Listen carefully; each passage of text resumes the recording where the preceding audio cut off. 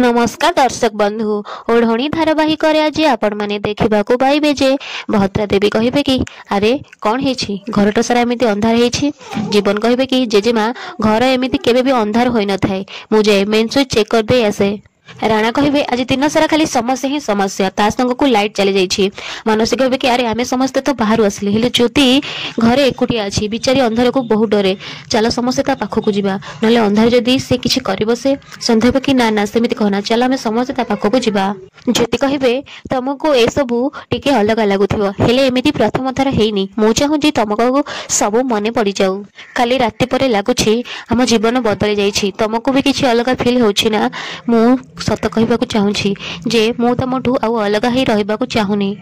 आमर ये जो स्वामी स्त्री संपर्क तैयारी होइछि ना मु ताकू जीवन सारा पालिबा चाहूँगी। एपटे जीवन मेन स्विच चेक करने जी जिते से देखिए जे मेन स्विच आगुरी के ऑफ कर देपर से मेन स्विच को ऑन करेंगे आ घर सारा लाइट हो जिते समस्ते ज्योति रूम में पहुंचे तो से डॉक्टर अंश सहित ज्योति को देखिए।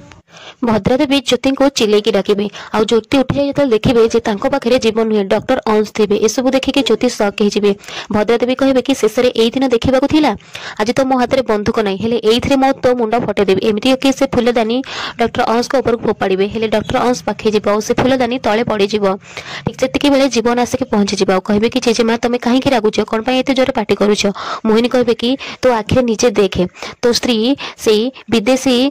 डॉक्टर संगे से जो छी छी छी एमती कहे।